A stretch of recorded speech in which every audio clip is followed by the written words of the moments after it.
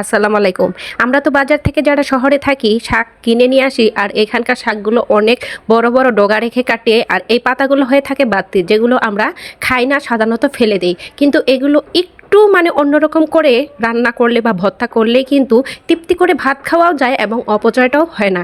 আমরা তো এখানে এক আঁটি শাক 50 টাকার নিচে কিনতেই পারি না, আর এত টাকা দিয়ে শাক কিনে এনে অর্ধেক পাতা ফেলে দিতে হয়, কেননা পাতাগুলো বাড়তি হয়। আমি বাড়তি পাতাগুলো ভালোভাবে আঁশ ছড়িয়ে দেখলেন তো কিভাবে কুচি করে কেটে নিয়েছি। এগুলোকে আমি 2-3 বার করে ভালো করে পানি দিয়ে কষলিয়ে কষলিয়ে ধুয়ে নিব, যেন পানি না থাকে। আসলে এই ভর্তাটা খেতে এত পরিমাণে মজা লাগে, আপনারা যারা খান নাই তারা আসলে বুঝবেন না। তবে এভাবে একদিন ভর্তা করে খেয়ে দেখবেন, দেখবেন এই ভর্তাটার আপনারা ফ্যান হয়ে যাবেন। বেশ ভালোভাবে ধুয়ে এখানে আস্ত একটা রসুন সামান্য পানি দিয়ে এটাকে আমি একেবারে একটু লবণ দেবো, যেন ভালোভাবে সেদ্ধ হয়। তো ঢাকনা দিয়ে ঢেকে আমি এই পাতাগুলোকে সেদ্ধ করে নেব।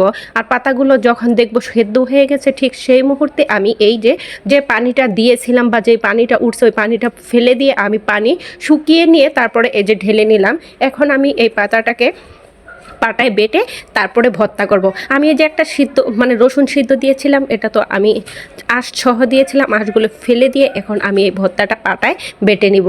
আসলে এই ভর্তাটা যেহেতু পাতাগুলো একটু বাড়তি, আর এই বাড়তি পাতাগুলো হাতে কষলাইলে গলবে না, আর ভর্তাটা খেতে তেমন একটা ভালো লাগবে না। তবে পাটায় বেটে এভাবে পাতাগুলো বেটে নিলে খেতে কিন্তু খুব ভালো লাগবে। তবে মরিচগুলো কোনো ক্রমেই পাটায় বাটা যাবে না, আর মরিচগুলো পাটায় বেটে ভর্তা করলে খেতে কিন্তু বেশি ভালো লাগবে না। মরিচগুলো হাতে কষলিয়ে কাঁচা পেঁয়াজ, কাঁচা সরিষার তেল দিয়ে মাখিয়ে নিলেই দারুণ মজার একটা ভর্তা রেসিপি তৈরি হয়ে গেল।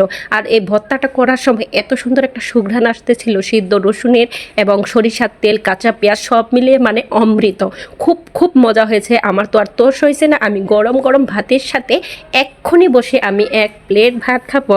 আজকে শুধু ভর্তা রেসিপি ছিল। এখানে আমি তো দেখছেন লাউ পাতা ভর্তা করেছি।